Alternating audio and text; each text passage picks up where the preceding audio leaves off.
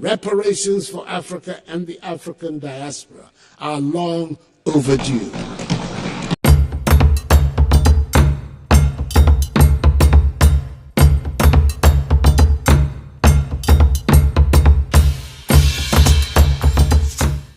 What's up, my beautiful people? This is your boy Stefan, your Afro-Grenadian ambassador. To all my subscribers, viewers all around the world, welcome back to my channel. In today's video, we will be discussing on reparation. Yes, reparation is a must, and I must give a big shout out to Mr. Ali Gill. Yes, he has been an advocate in reparations, putting pressure on the bigger boys in reparating, us for the damages that have been caused in the past. Yes, and no amount of money could cause, no amount of money could repair such damages, such atrocities that have been committed. However, reparations don't even have to be money. It doesn't mean money. Reparations could be in any way, in any form, but it's just a way of humility in saying that we are sorry. And so we continue, the Grenadian nation, the Grenadian people, the Grenadian authorities continue to fight for justice that have been done to our forefathers.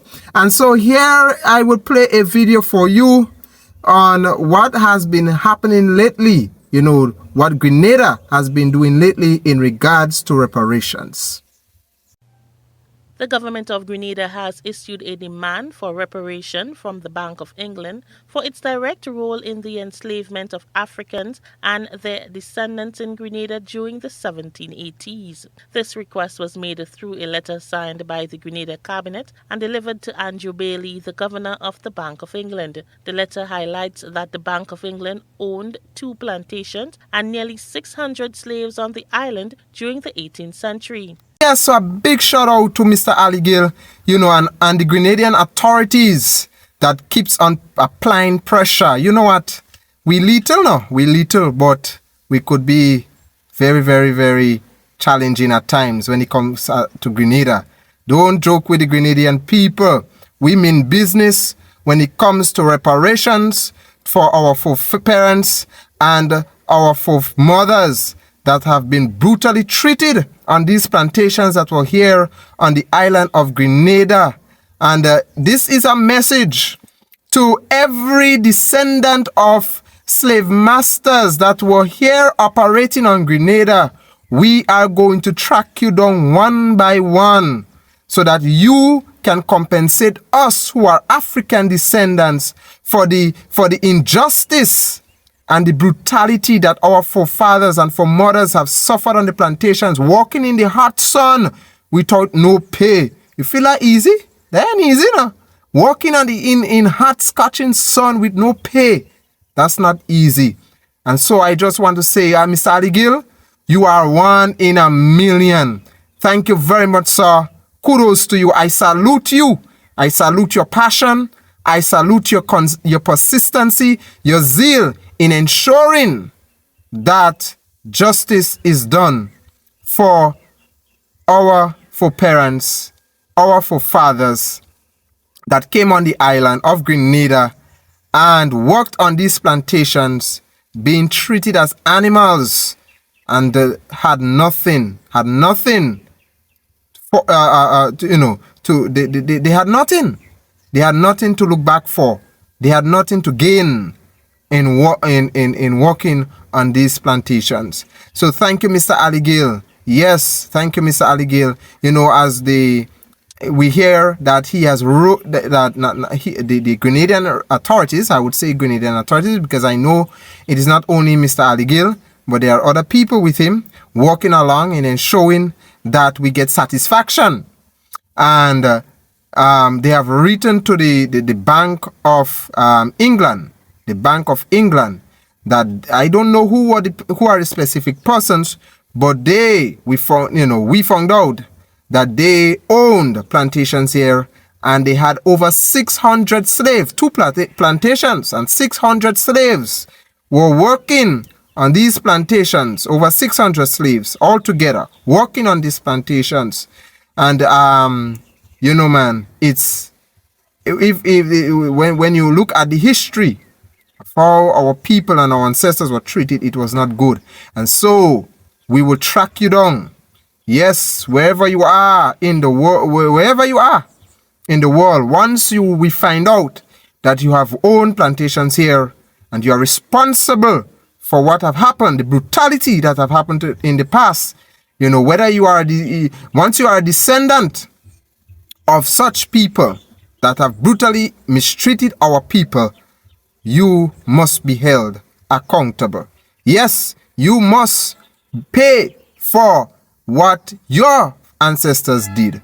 Yes, it is reality. Some of people might make excuse, well, how us to be blamed? Well, haven't you read the scriptures?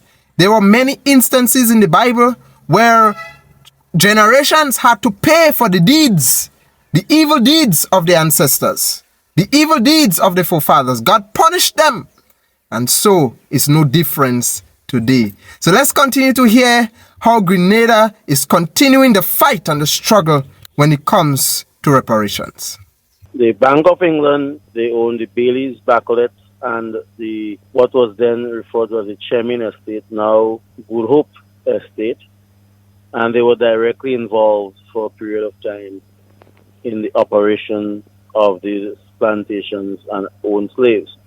That is on top of the issue of them financing significantly slavery and the industry which involves slave trade.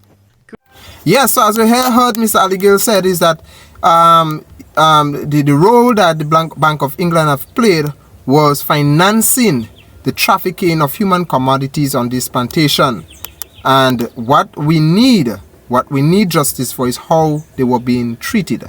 You know, I don't know if you have listened to this BBC journalist who were on the island recently, I think early this year or last year, can't remember. And she found out that her ancestors were slave masters who owned plantations in the Bouchejoux region. And when she found out that how our enslaved foreparents were being treated under them and the brutality they went through, the woman quit her job. You know, she was touched and she said, no, I have to do something. I have to bridge the gap. I have to correct the wrongs that my ancestors have made. And that, you know, I highly respect that British journalist, because she was humble enough to reparate, you know, compensate. She did donate some finances, and I don't know what else she did, but I highly respect this lady for doing so. I don't have anything against white people now, because white people is part of God's plan as well. White people are human beings, and they are all God's creation. We are all human beings at the end of the day.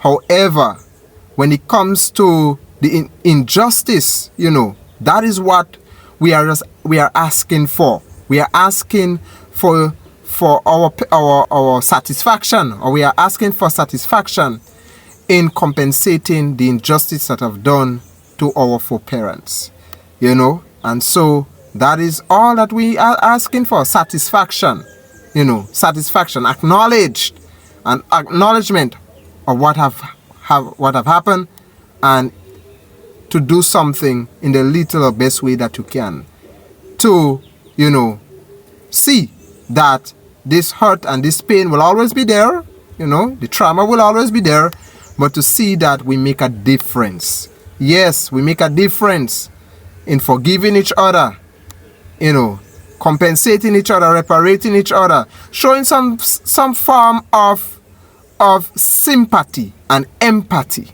yes, of the past. And if we can do this humbly as human beings, the world would be a better place. Now, I want to play a video for you of what the Ghanaian president have said and how it is as Caribbean nations, descendants of Africans, how we need to continue on to the fight in reparations for our parents, your ancestors, no matter where, whatever island you are on.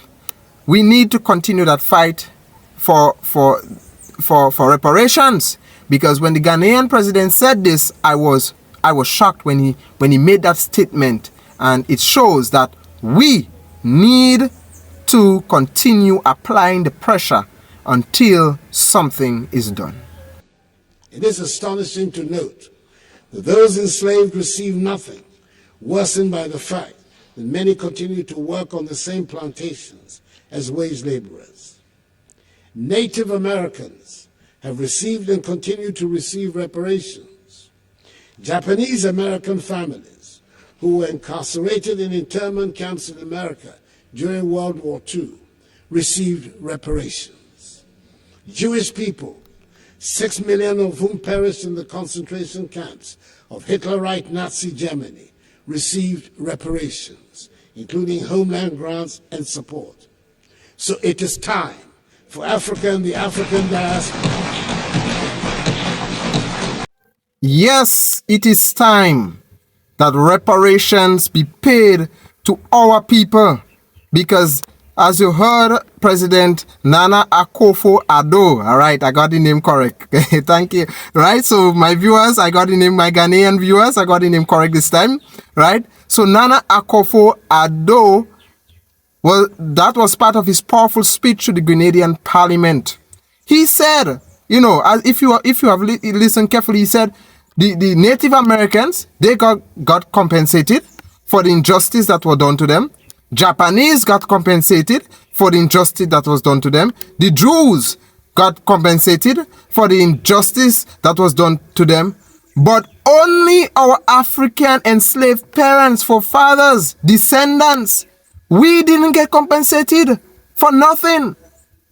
Nothing was given to us for what was done, the injustice that was done to our ancestors. It is time. It is time. The time is long overdue.